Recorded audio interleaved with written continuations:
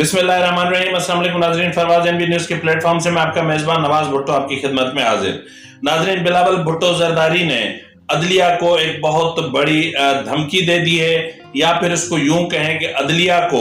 आइन की जो दायरे कार में लाने के लिए उसके हवाले से जो हिकमत अमली मुरतब कर रखी है, उससे पर्दा उठा लिया है। अब यकीनन कल जो है वो पंजाब और खैबर पख्तूनख्वा में इंतखाबात के हवाले से, सुबह इंतखाबात के हवाले से लार्जर बेंच जो है वो केस की समाअत करेगा। अब देखना यह है कि इस लार्जर बेंच की तश्कील के हवाले से जो मामलात या जिन शिकायत का जो है वो वहां पे किया गया है उनको दूर किया जाता है, या फिर फुल कोर्ट रेफरेंस तश्कील दिया जाता है, या क्या होता है, इस पर भी हम तफसील से बात करेंगे। और बात करेंगे कि अदलिया के कमरों के अंदर होने वाले जो मामलात हैं अब वो बाहर यानी मंजर आम पर आने लगे हैं। तो ये क्या मामला है, इस पर हम तफसील से बात करेंगे। नाज़रीन, अगर आपको हमारा प्रोग्राम पसंद है तो मेहरबानी करके इसको सब्सक्राइब करना, लाइक करना और शेयर करना मत भूलिएगा। नाज़रीन, एक अरसे से यानी बल्कि गुज़िश्ता चंद सालों से इस चीज की शिद्दत से जरूरत महसूस की जा रही थी कि पार्लिमान अपना सुप्रीम कोर्ट को या फिर अदलिया को पार्लिमान के मातहत लाया जाना चाहिए, क्योंकि पार्लिमान एक मादर पिदर आजाद एक जो है वो इदारे की हैसियत से काम कर रहा है। और यहाँ तक कि उसके जो जज साहिबान हैं वो हर एहतसाब से खुद को बालातर समझते हैं। न सिर्फ खुद को बालातर समझते हैं बल्कि वो खुद को एहतसाब करने वाला समझते हैं। यानी डेफिनेटली जाहिर है अदलिया है और अदलिया का एहतराम हमारे सर आंखों पर है, और अगर अदलिया खुद को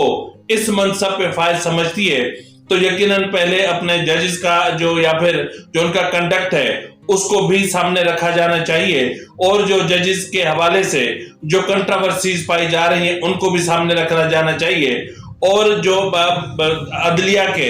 दामन पे, उसकी पेशानी पे, उसके चेहरे पे इतने सारे जो बदनुमा स्याह दाग और धब्बे और खून लगा हुआ है उसको भी मिटा देना चाहिए था। तो बहरहाल बिलावल भुट्टो जरदारी ने जो आने वाले कुछ दिनों में किया जाना चाहिए था, यानी दो चीजें इंतहाई अहम थी जो पार्लियामेंट को करनी थी। एक तो ये था कि जो है वो अदलिया पार्लियामान को अपनी इज्जत कैसे करवानी चाहिए, और जो है वो सुप्रीम कोर्ट को यानी जो उसका जो दायरा अख्तियार है या दायरा कार है उसको पार्लियामान के मातहत कैसे लाना है, या कॉन्स्टिट्यूशन में जो उनके हुदूद और क़यूद मुकर्रर की गई हैं उनके अंदर उनको कैसे रखना है। क्योंकि ये चीज देखी जा रही थी और साफ तौर पर देखी जा रही थी कि अदलिया जो है वो अपनी आईनी हुदूद को उबूर कर रही थी या पार कर रही थी, या कई मर्तबा तो यहां तक भी देखा गया कि अदलिया आइन से हटकर भी फैसले करती नजर आई। तो बहरहाल अब जो सिचुएशन है वो ये है कि आज आपको पता है कि 1973 के आइन की आज सालगिरह थी, और आज जो है वो इस हवाले से सिंध असेंबली में एक सेमिनार रखा गया था जिसमें जो है वो रिटायर्ड आला जजेस और जो है वो सिविल सोसाइटी से ताल्लुक रखने वाले अहम अफराद और जो है वो सीनियर पार्लियामेंटेरियंस ने शिरकत की। इस जो कन्वोकेशन था या जो ये प्रोग्राम था आइन की सालगिरह के हवाले से, उससे खिताब करते हुए बिलावल भुट्टो जरदारी ने माफ कीजिएगा, बिलावल भुट्टो जरदारी ने कहा कि जजेस को नैब कवानीन में बहुत दिलचस्पी है। जी नाजरीन, ये उन्हीं नैब कवानीन की बात हो रही है जिन नैब कवानीन को इमरान खान ने सुप्रीम कोर्ट में चैलेंज कर रखा है, यानी वो नैब तरामीम जिनको पार्लियामान ने जिसकी मंजूरी दी थी और इमरान खान ने उनको सुप्रीम कोर्ट में चैलेंज कर रखा है, और हत्ता कि इमरान खान खुद पार्लियामेंट का हिस्सा भी नहीं है। इसके अलावा जो है वो बिलावल भुट्टो जरदारी ने कहा कि पता नहीं इन्हें इसमें क्या खूबी नजर आ रही है, यानी पता नहीं सुप्रीम कोर्ट को या जजेस को इस जो नैब कवानीन है उनमें कौन सी खूबी नजर आ रही है। उन्होंने मजीद कहा कि अगर नैब कवानीन को कायम रखना है तो इसका इतलाक अदलिया पर भी होना चाहिए। उन्होंने कहा कि मुकद्दस गाय वाला दोगला निजाम نہیں چلے گا۔ انہوں نے کہا کہ یہ جو عدلیہ کا دوگلا پن ہے یا عدلیہ کے دوگلے پن کا جو بوجھ ہے وہ پارلیمنٹ اب مزید نہیں اٹھا سکتی۔ ان کا مزید کہنا تھا کہ نیب کا اطلاق ججوں پر بھی ہونا چاہیے، چاہے وہ حاضر سروس ہوں یا ریٹائرڈ۔ اس حوالے سے ترمیم میں خود پیش کروں گا۔ ان کا کہنا تھا کہ بدقسمتی سے ہماری عدلیہ دوہرے معیارات پر چل رہی ہے جس کا دفاع نہیں کر سکتے۔ ناظرین، یہ انتہائی اہم ترین نکتہ ہے۔ بلاول بھٹو زرداری نے دو ٹوک الفاظ میں کہا کہ ہماری جو عدلیہ ہے وہ بدقسمتی سے دوہرے معیارات پر چل رہی ہے جس کا دفاع ہم نہیں کر سکتے، مقدس گائے والا نظام نہیں چلنے دیں گے۔ ناظرین، یہی وہ چیز تھی، یعنی دو ادارے پاکستان میں ایسے تھے جن کی وجہ سے ایک تو پاکستان کی جو معیشت ہے وہ متاثر ہو رہی ہے، اور پاکستان میں جو ایک پولیٹیکل سسٹم ہے وہ متاثر ہو رہا ہے، اور پاکستان میں جس طرح سے پہلے والے ویلاگ میں بھی میں نے کم و بیش یہی باتیں کی ہیں کہ پارلیمانی نظام کو ہمیشہ سے خطرہ رہا ہے۔ یعنی وہ جو دو ادارے ہیں وہ ایک تو عدلیہ ہے اور ایک ہماری آرمی اسٹیبلشمنٹ ہے۔ آرمی اسٹیبلشمنٹ اگر آپ غور سے پاکستان کی تاریخ اٹھا کے دیکھیں تو پاکستان میں جمہوریت کے پودے کو پنپنے ہی نہیں دیا گیا۔ جب بھی جمہوریت پنپنے لگتی تو پاکستان میں آمریت رائج ہو جاتی۔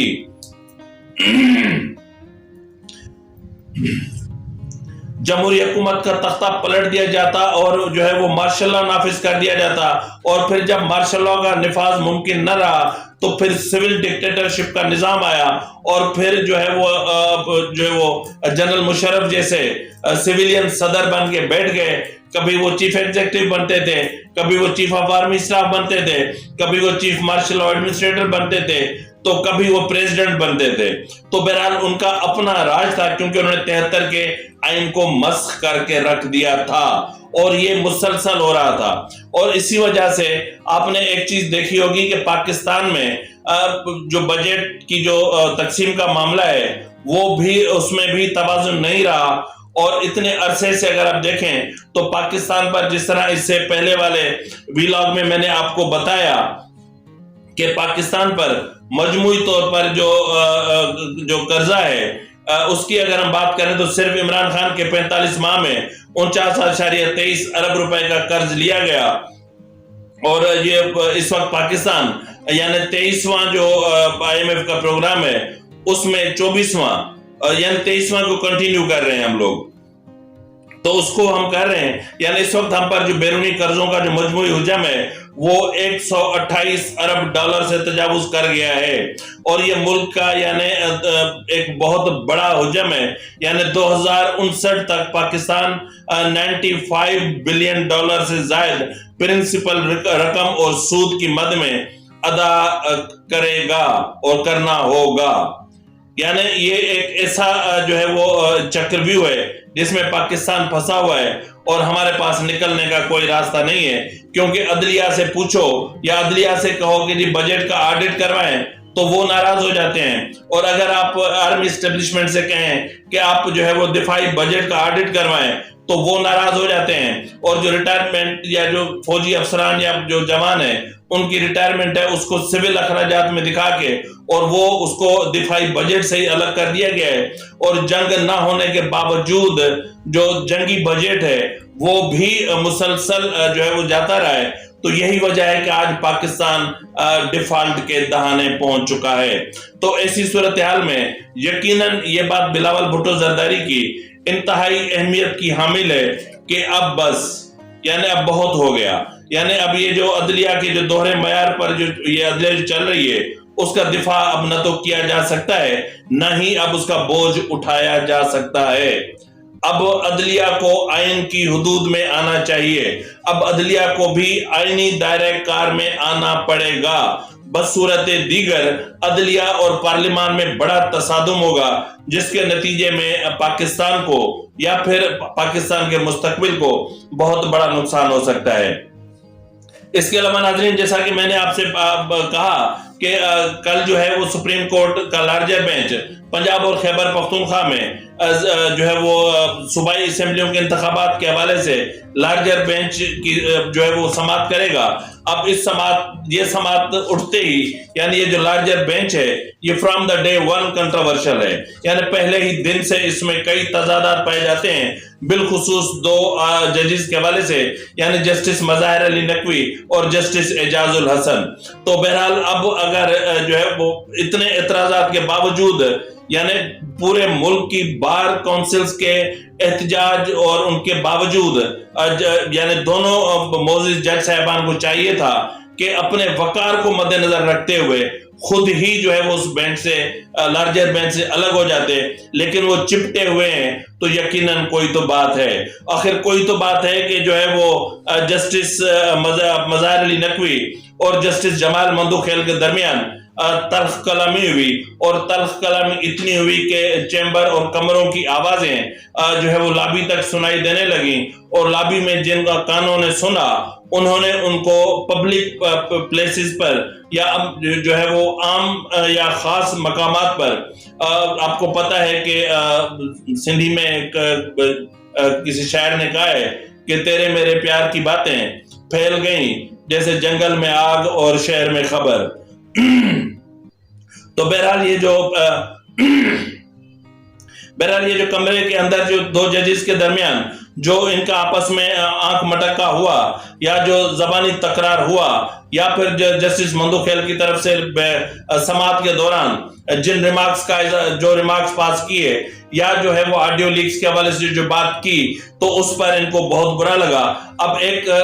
एक ही तरीका है कि अब जिस तरह मैंने आपको पहले भी कहा कि पीपल्स पार्टी पीएमएलएन और जेयूआई की तरफ से जो है वो फुल कोर्ट रेफरेंस की हवाले से जो है वो दरख्वास्त दायर कर दी जा चुकी है। अब पीर के दिन जिस तरह मैंने आपसे जो है वो कल वाले वीलाग में भी कहा था कि सुप्रीम कोर्ट कराची रजिस्ट्री के जो समाअत है वो मुलतवी कर दी गई है, क्योंकि उस केस कराची रजिस्ट्री में जस्टिस काजी फायज ईसा और जस्टिस हसन रिजवी साहब को आना था, तो कराची रजिस्ट्री के जो काज लिस्ट थी उसको मनसूख कर दिया गया है। अब एक तवक्को या एक इम्कान या एक मामला ये भी पाए जाते हैं या ज़ेर गौर हैं कि हो सकता है कि पीर के दिन जो है वो फुल कोर्ट रेफरेंस तश्कील दे दिया जाए या फुल कोर्ट तश्कील दे दिया जाए, लेकिन अब उसमें देखना ये होगा कि उस फुल कोर्ट में भी जो है वो एतराज है कि जो ये दो जज साहबान नहीं बैठेंगे। तो बहरहाल अब देखना ये है कि कल का दिन पाकिस्तान की तारीख का इंतहाई अहम दिन है, अदलिया का भी के जो है वो जिसने खुद ही पुलसरात पे डाला है और अब उस पुलसरात पे चल के और आगे जो पुलसरात भी अबूर कर ले तो आगे भी दहकते अंगारे बिछे हुए हैं, अब वहां से भी पार कर ले तो फिर आगे एक जो है वो समंदर है, उस समंदर को अबूर करेगा तो ही हम कहीं पहुंचेंगे। अब देखना ये है कि तमाम उमूर सुप्रीम कोर्ट किस तरह तय करता है। इसी के साथ ही नाज़रीन अपने मेजबान नवाज भुट्टो को इजाजत दीजिए। अल्लाह हाफिज।